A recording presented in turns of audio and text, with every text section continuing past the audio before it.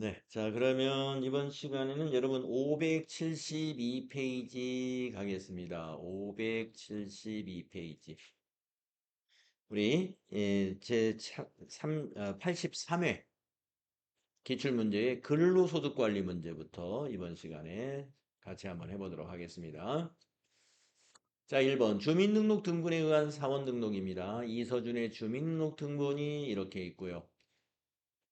혼인관계 증명서 증빙이 하나 더 있고요.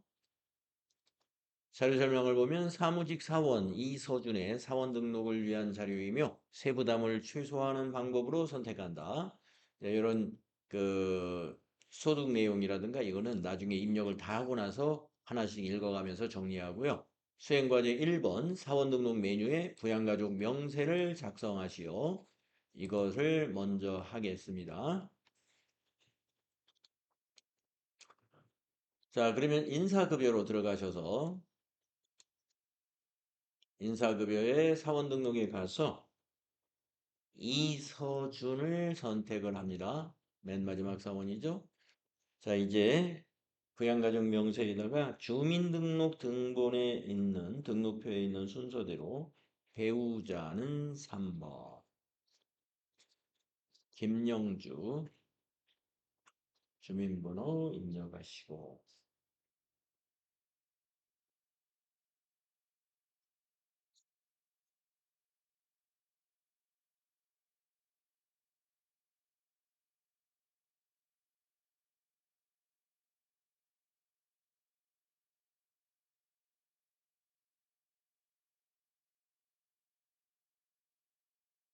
무엇이지? 91번 2번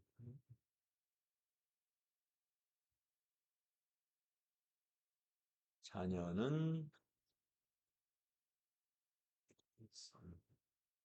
배우자의 주민번호가 빨간 글씨로 나오는데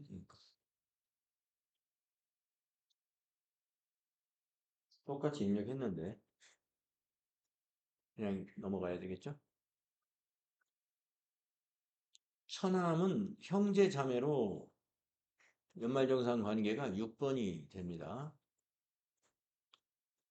김연우 68 05 02 12 00 489 해주시고 여기를 가족관계를 처남이라는 가족관계가 있는가? 네. 그냥 제로 두어도 상관은 없어요. 옛날에는 이제 처남 뭐 이렇게 구로 옛날에 처남으로 분류했다는 건데 처남이 배우자의 동생이잖아요. 뭐 배우자의 형제가 아니라 아니면 소득자의 형제나 똑같은 기준으로 적용하기 때문에 이거 가족 관계는 안 고쳐도 상관이 없습니다. 그냥 제로 놔둬도 상관이 없습니다.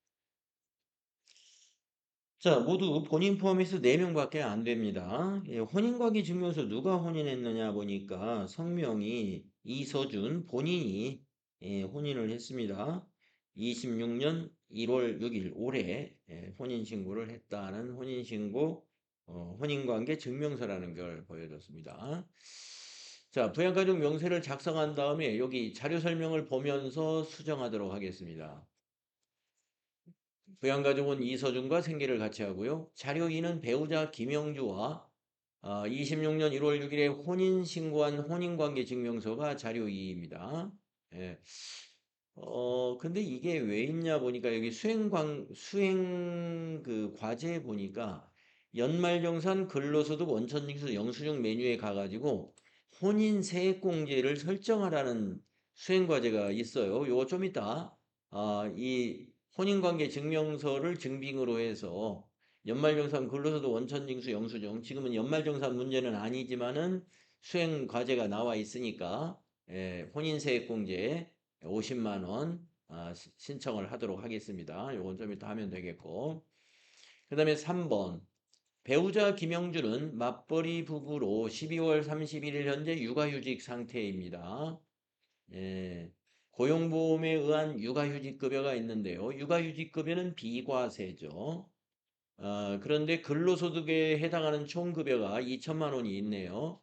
그러니까 12월 31일 현재는 휴직이지만 26년도에 급여를 받은 게 이미 휴직하기 전에 받은 게 2천만 원이 있어요. 그러면 우리 근로소득의 경우는 연간 500만 원 이하이면은 우리가 소득에 문제가 없지만 2천만 원이기 때문에 500만 원을 초과했습니다. 그러면 배우자는 소득자예요. 그래서 여기 기본을 부로 고쳐야 되겠네요. 예, 소득이 있는 관계로 부가 되겠습니다. 기본공제가 해당이 안 되는 거죠. 그 다음에 자료설명 4변을 보면은요. 자녀 이선우는 해당 연도에 출생하였고 소득은 없습니다. 이선우 이대로 두면 되겠죠? 20세 이하 그리고 출산 입양 그 첫째 아이 출산에 대한 자녀 추가 세액공제 적용을 받는 것이죠. 이대로 두고요. 그 다음 자료설명 5번 처남 김연우는 대학원생으로 별도의 소득은 없습니다. 네, 소득은 없지만 지금 98년생이면은 20세 이하가 아니고 60세 이상도 아니죠. 그렇기 때문에 나이가 형제 자매의 경우에는 20세 이하이거나 60세 이상이면서 소득이 없으면 기본공제 대상자인데 나이가 98년생이면 지금 30대죠. 20대인가요? 예, 20세가 넘었어요. 그렇기 때문에 기본이 부 이대로 두면 되겠습니다. 자, 그러면 이제 부양가족 명세는 작성을 했고요. 요거 하도록 하겠습니다. 연말정산 근로소득 원천징수 영수증으로 가가지고 혼인세액공제 설정을 하도록 하겠습니다. 네, 예, 거에 배우자 주민번호랑 예. 배우자 주민번호 알고 주민등록표에 있는 배우자 주민번호. 네. 혼인신고는 지금 그렇군요. 그래서 이게 빨간 글씨로 나오는 모양입니다. 예. 맨 뒷자를 구자로 한번 고쳐보겠습니다. 혼인관계 증명서의 주민번호는 제가 보지를 않아서 519, 예. 519로 고치니까, 예. 빨간색이 없어지네요. 네. 주민등록표에 오타가 났다는 얘기네요. 자료에 오타가 있었어요. 네. 잘 보셨네요. 자, 그런 다음에 이제 수행과제 2번의 작업을 해야 되겠어요. 그래서 인사급여에 가셔가지고 연말정산할 때 쓰는 메뉴 있죠? 연말정산 근로소득 원천징수 영수증 가가지고 연말 탭에서 코드난을 더블 클릭해서 이서준을 불러냅니다. 네, 우리 세액공제가 오른쪽에 있잖아요. 그 세액공제의 맨 첫 번째 부분 근로소득 세액공제가 있고 그 두 번째 줄에 보면은 56번에 혼인세액공제가 있어요. 거기 오른쪽에 화살표를 한번 눌러보시면은 혼인세액공제에 혼인세액공제 해당 당해년도 혼인신고하는 경우 두 번째는 혼인세액공제 해당 없음. 이 혼인세액공제가 이번에 추가로 26년도 소득부터 소득세법 개정이 적용이 된 것입니다.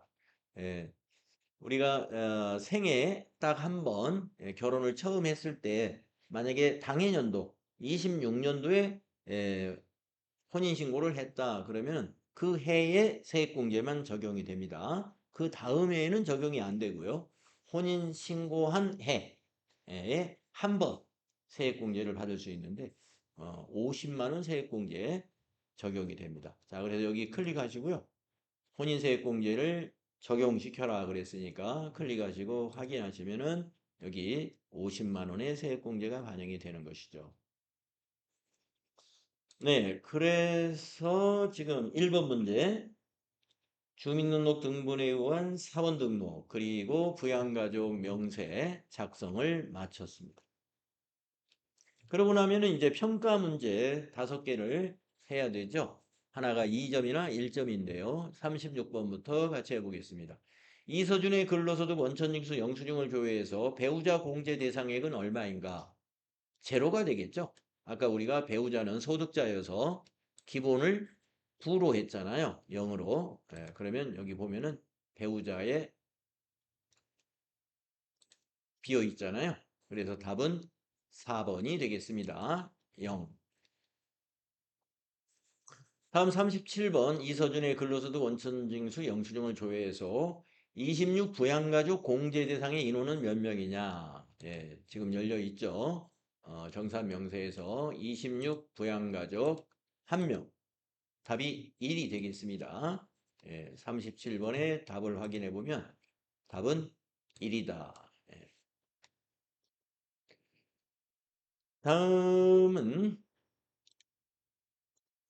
38번 이서준의 근로소득 원천징수 영수증 기본공제 대상 합계 본인 포함은 본인 포함해서 얼마이냐 이겁니다. 자 그러면 기본공제가 여기 24번부터 26번까지가 기본공제입니다. 150 더하기 150만 원 하면 300만 원이 답이 되겠네요. 두 개를 더하면. 그래서 38번의 답을 보면은 300만 원 확인할 수 있습니다. 다음 문제 39번 56 혼인세액공제 세액공제액은 얼마인가? 아까 50만 원 확인했죠? 그래서 답은 500000이 답이 되고요. 다음 40번 문제 57 자녀세액공제 세액공제액은 얼마인가? 네. 혼인세액공제 밑에 보면 57이 있죠? 자녀세액공제 300000 예, 복사해서 집어넣거나 답안에다가 300000을 입력하시면 됩니다. 예, 정답 확인해 보면 300000 맞죠. 네, 우리 혼인세액공제 문제가 이번에 처음 나왔네요. 요 83회에서 처음 나왔습니다. 다음 문제. 급여 명세에 의한 급여 자료 문제 같이 해보겠습니다. 자료 1번 1월의 급여 자료 윤세리 사원의 급여 자료가 있고요. 자료 2번은 수당 및 공제 요건을 설명하고 있습니다. 자료 설명을 보면은 본사영업부 윤세리 팀장의 급여 자료이다. 2번 윤세리 팀장은 25년 11월에 출산한 6세 이하의 자녀를 양육하고 있어요. 그럼 보육수당 비과세 적용이 되겠네요. 1월 귀속분 급여 지급일은 당월 25일이며 사회보험료는 자동 계산된 금액으로 공제한다. 당사는 월별 원천징수 납부 대상자이며 전월 미환급세액 30만 원이 있습니다. 우리가 원천징수 이행상황 신고서에 전월 미환급액을 입력하는 항목이 맨 아랫줄 첫 번째 칸에 있습니다. 자, 수행과제 1번 보시면은 급여자료 입력 메뉴에 수당 등록을 하시오. 그래서 수당 등록을 할 때는 여기 있는 내용을 읽어가면서 수당 등록을 해야 됩니다. 자, 그러면은 급여자료 입력 메뉴를 클릭한 다음에 저 위에 수당 등록, 수당 슬롯이 공제 등록이라고 되어 있죠? 거기를 클릭을 합니다. 자, 상여 아래 칸에다가 직책 수당 입력을 하겠습니다. 직책 수당은 거기 내용을 읽어보지 않아도 이건 무조건 과세예요. 그리고 과세 코드는 급여가 됩니다. 확인. 그 다음에 그 밑에 줄, 네 번째 줄에는 육아수당 입력하겠습니다. 육아수당. 예, 육아수당의 내용을 읽어보면요. 출산 및 6세 이하 자녀를 양육하는 경우 매월 고정적으로 지급하고 있습니다. 네, 비과세입니다.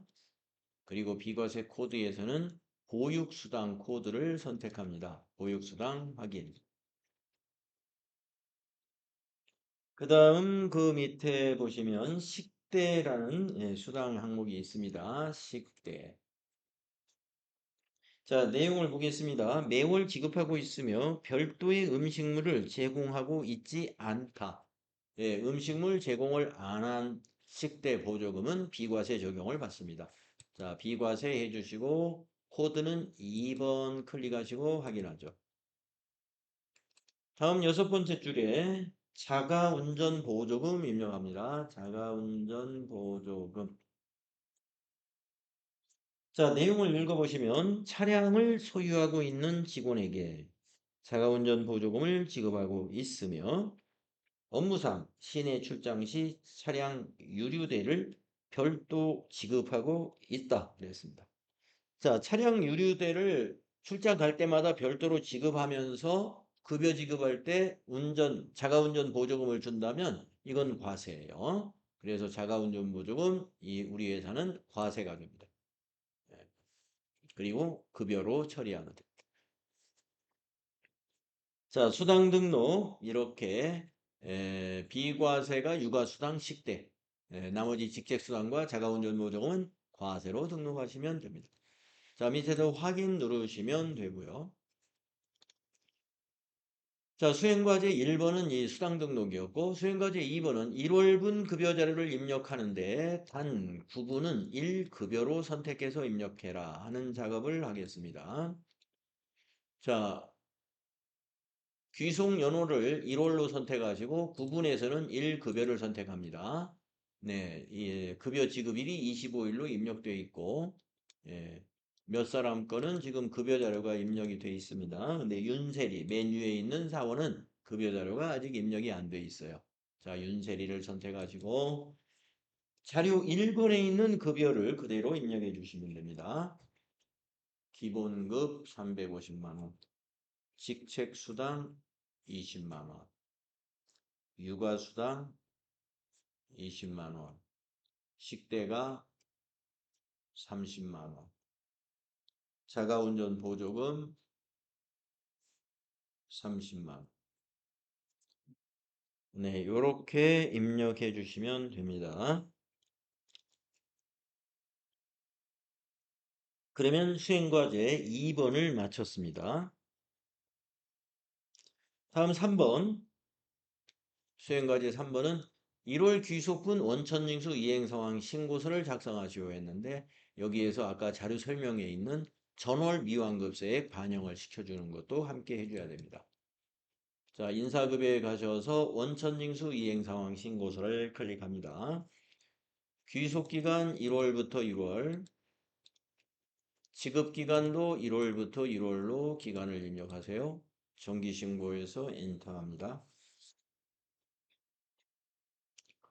네, 아까 우리 급여자료 입력한 것이 여기 반영이 됐고요. 맨 마지막 줄 12번 항목이에요.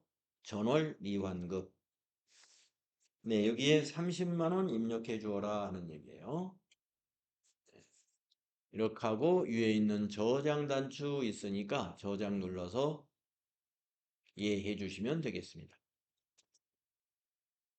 네, 급여 명세서에 의한 급여자료 입력. 네, 이렇게 마치고 평가 문제를 또 해보면 됩니다. 5개가 있죠?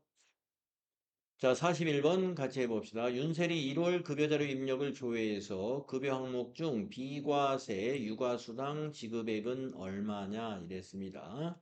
육아수당은 월 20만 원까지 비과세지 않습니까?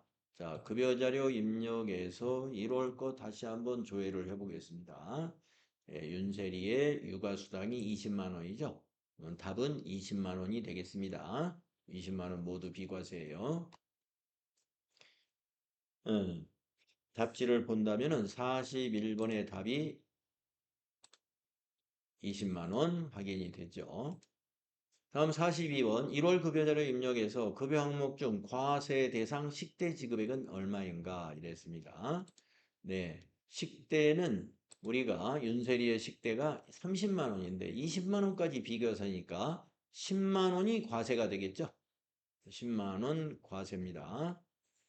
그래서 답은 10만 원. 네, 답지 보시면 42번에 100,000 답이 확인되죠.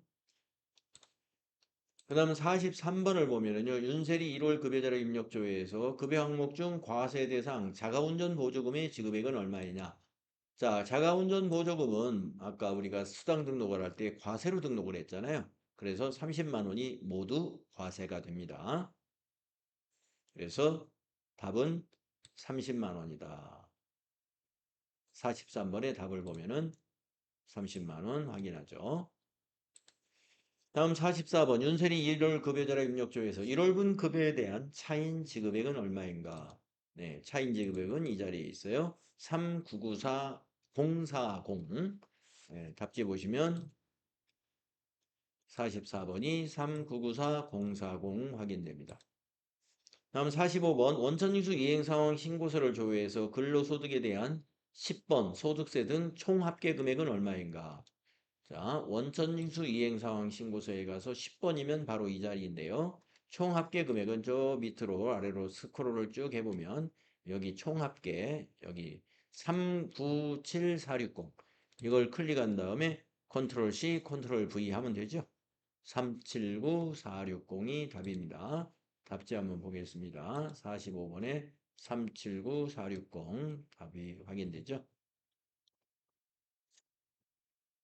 네, 급여자료 입력 문제 이렇게 우리가 할 수 있었어요.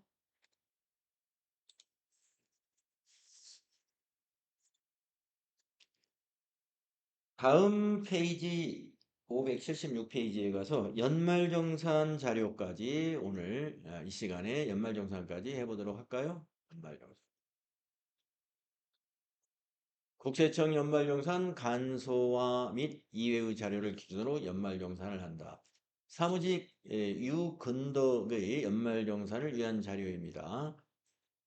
사원 등록이 부양가족 현황은 사전에 입력되어 있고 부양가족은 유근덕과 생계를 같이 하고 있으며 모든 지출이 유근덕이 모든 지출을 부담했습니다. 유근덕은 주택 취득 당시 무주택 세대주로 기준 시가가 4억 5천만 원 소득공제 요건이 되는 주택을 구입을 했어요. 유근덕 사원은 이중근로자로서 당사가 주근무지입니다. 그러면 종근무지의 소득 내역을 입력을 해주면 되겠죠. 자, 수행과제.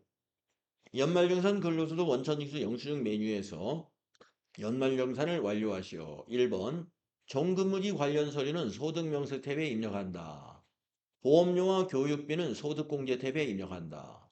의료비는 의료비 탭에 입력하며 국세청 자료는 공제대상 합계를 한 건으로 집계하여 입력한다. 장기주택 저당 차입금 이자 상환액은 정산 명세 탭에다 입력한다. 예, 이대로 입력해 주라. 자, 부양가족 현황은 이대로 잘 등록돼 있다고 했어요. 수정하라는 얘기 없었으니까 넘어가서 자료 2번을 보고 종근무지 자료를 입력하도록 하겠습니다. 자, 그러면은 여기 연말정산 근로소득 원천징수 영수증 메뉴에 들어오셨으면은 아까 우리 이서준 불러낸데 그 밑에 코드 이용해서 더블 클릭해 가지고 예, 유근덕 사원을 클릭하고 확인 누릅니다. 자, 총급이 6,300만 원 반영이 되어 있는데 종근무지 자료를 소득금액에 더 추가하기 위해서 소득 명세 탭에 갑니다. 소득 명세를 클릭하시면 저 위에 보면 종전 근무지 입력이라는 단추가 있어요. 여기를 클릭해서 여기에다가 종전 1에다가 입력을 합니다. 주식회사 한국물산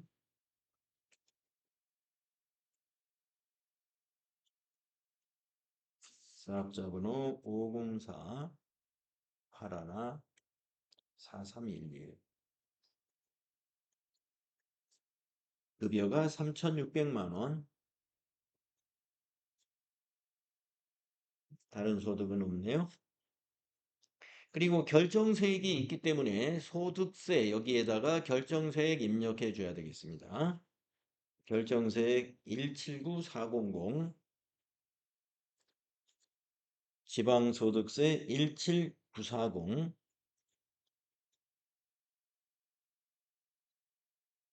그리고 그 국민연금 건강보험료 장기요양보험료 하단에 있는 데이터 여기에다가 입력을 합니다. 네, 근무기간 그 위에 입력을 합니다. 건강보험료에 1276200 1276200 그다음에 장기요양보험료 165260 165260 그다음에 국민연금이 900 90만 원. 고용보험은 거기 직장에서는 고용보험을 가입을 안 했어요. 자, 3개 입력했고요. 그다음에 근무기간 시작일 2026년 0101부터 엔터. 종료일은 2026년 12월 31일까지고요. 네. 그럼 입력할 거 다 입력했나요? 다 됐습니다. 이렇게 해서 3,600만 원의 종근무지 급여를 합산을 해 주었습니다.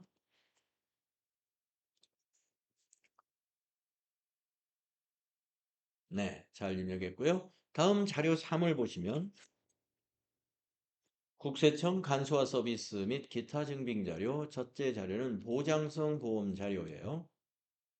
자, 계약자가 유근덕이 부담을 했다는 얘기고, 피보험자는 오창미, 김규리인데 종류도 확인해야 됩니다. 저축성은 해당이 없기 때문에 보장성인지 종류도 확인해 주시고, 보험료의 경우에는 오창미하고 김규리 자리를 봤을 때 하얗게 돼 있으면 입력해 주면 돼요. 하얗게 돼 있다는 건 뭐냐? 나이 요건과 소득 요건에 문제가 없는 기본공제 대상자이라는 뜻이고, 회색으로 막혀져 있으면 나이나 소득 중에 요건이 맞지 않아서 기본공제가 해당이 안 되는 부양가족이라는 얘기가 됩니다. 자, 그러면 어디다 입력하느냐? 소득공제에 가보시면은 보험료 여기 마련되어 있는데요. 여기 보장성에 회색으로 된 사람이 2사람이 있죠. 김규리, 유다정. 이 사람들의 보장성 보험료는 입력을 하지 않는다는 거죠.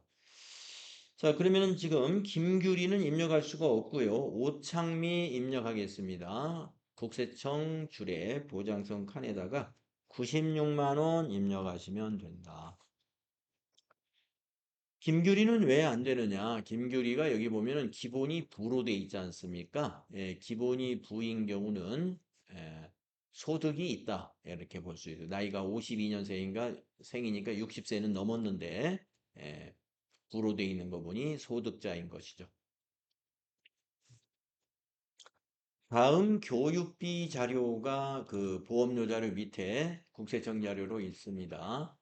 학생은 유다정 03년생이에요. 대학교입니다. 대학생 자녀 700만 원 입력을 하실 수 있는데요. 자, 교육비는 오른쪽으로 쭉 스크롤을 합니다. 소득공제에서. 그래서 유다정은 나이 때문은 교육비는 나이를 보지를 않죠. 교육비도 나이와 소득을 보지 않아요. 의료비하고 같이. 자, 그래서 유다정 선택하시고 대학생 클릭한 다음에 국세청 칸을 찾아가지고 일반 교육비에다가 700만 원 입력해 주시면 됩니다.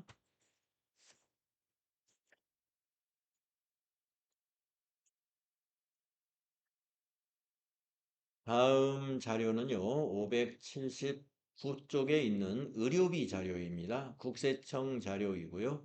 환자 김규리, 의료비도 나이와 소득을 보지 않기 때문에 부양가족 명단에 있으면 소득이 있는 부양가족이라 하더라도 입력을 하는 거예요. 자, 일반 의료비가 830만 원입니다. 요거 전부 입력하시면 됩니다. 자, 그러면 의료비 탭에 가셔서 부양가족 관계코드 셀을 더블 클릭한 다음에 김규리, 직계 존속 김규리 확인해 주시고요. 의료증빙 코드에서 1번 국세청 해줘야 되고요. 건수는 한 건으로 하고 지급액을 거기에 830만 원이었죠. 8300 플러스 입력하시면 되겠습니다. 그 밑에 또 국세청 자료가 있는데 실손 의료보험금 수령에 대한 자료가 있습니다. 보험회사에 실손보험에 가입해가지고 이 회사에서 이만큼을 받았다는 거예요. 400만 원. 그래서 400만 원 실손의료보험금을 김규리 의료비 입력한 바로 옆에 실손보험 칸이 있습니다. 네, 여기 830만 원 입력한 바로 옆에 실손의료보험금 거기에다가 400만 원을 입력하면 400만 원이 의료비에서 차감이 돼요.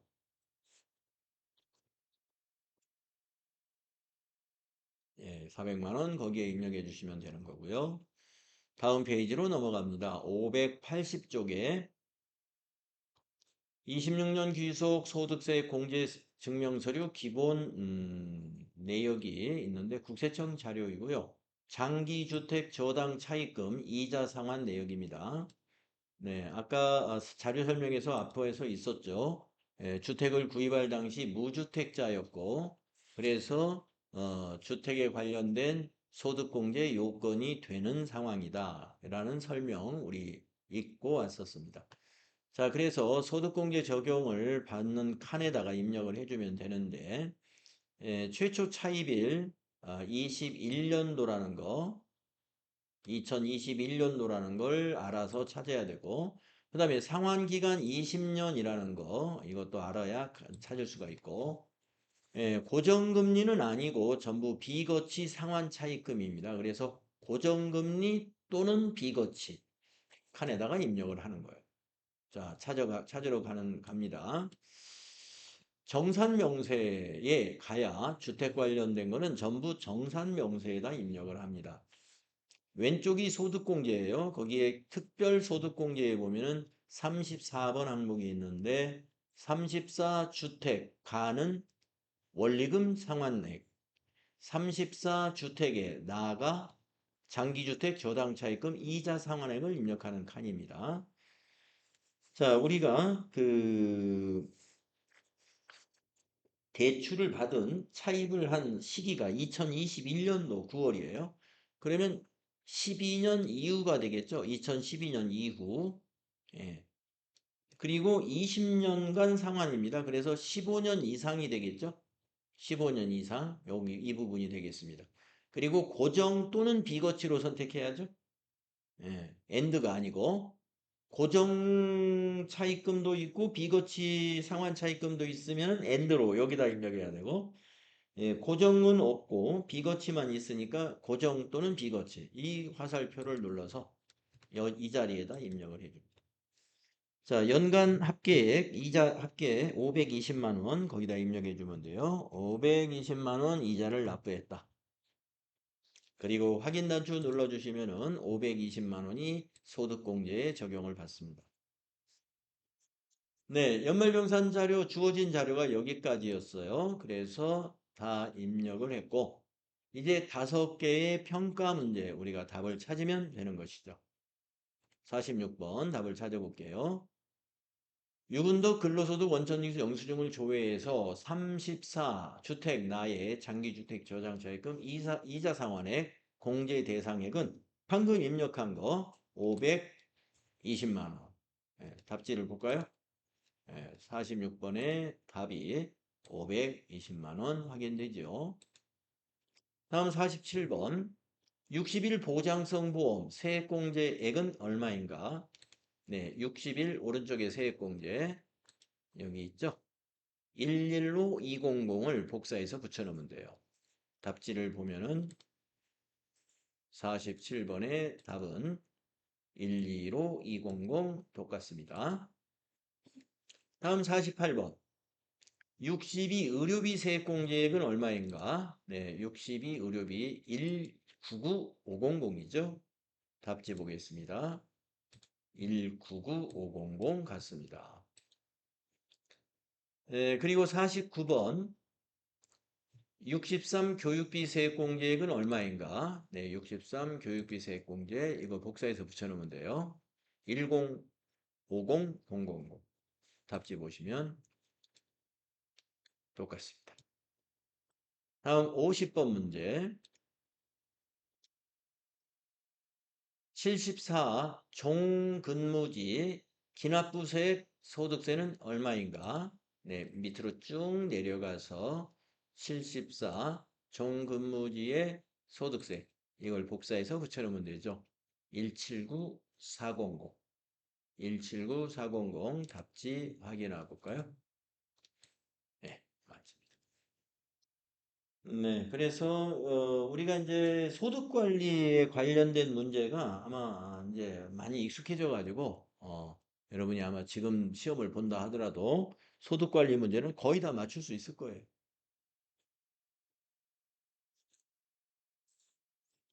자, 오늘 우리가 같이 해본 것 중에서 혹시 질문 놓치신 거 있으시면은 지금 제가 설명을 해드릴까요?